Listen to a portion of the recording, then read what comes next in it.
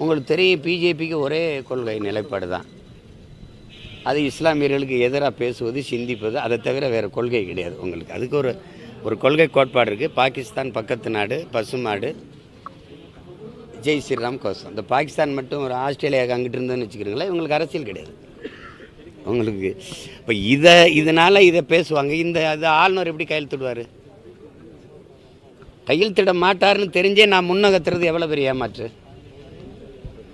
விடுதலை செய்வோம், மறுபடியும் அப்புறம் பேசிக்கிற வேண்டியதானே. 8 கோடி மக்களால் தேர்வு செய்யப்பட்ட அதிகாரத்துக்கு இல்லாதது, மக்களின் பிரதிநிதித்துவத்தை பெற்ற ஒரு ஆட்சி அதிகாரத்துக்கு இல்லாதது ஒரு நியமன உறுப்பினருக்கு இருக்குன்னா, இது ஜனநாயகம் எங்கே இருக்குது? மக்களாட்சி எங்கே இருக்குது?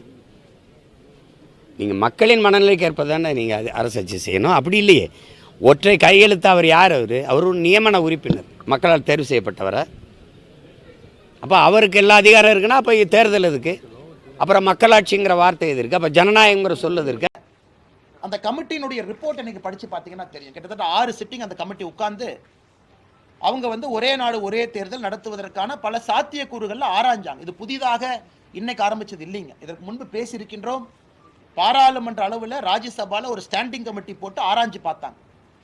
அதுலேயே நிறைய பிரச்சனைகள் சொல்லியிருந்தாங்க. இது நடத்தினா எப்படி இருக்கும், தேர்தல் இடையில ஒரு ஆட்சி கவிழ்ந்துட்டா எப்படி. அப்போ இன்னைக்கு வச்சோம்னா இன்னைக்கு ஆட்சியில் இருக்கிறவங்க பயந்துக்குவாங்களே. உதாரணத்துக்கு இன்னைக்கு ஒரே நாடு ஒரே தேர்தலில் திமுக சொல்லுவாங்க, இருக்குன்னா 1.5 வருஷம் இருக்கு, ஏன் இப்போ கொண்டு வர்றீங்க?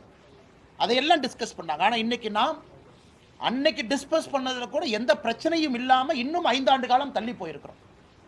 2029 பீரியட் முடிஞ்சு 2029க்கு பிறகு நடக்கக்கூடிய லோக்சபா தேர்தலுடைய காலம் என்ன இருக்கோ அதோடு நம்முடைய நாடு ஒரே தேர்தல். யாருக்குமே நம்ம தொந்தரவு ஏற்படுத்தலை.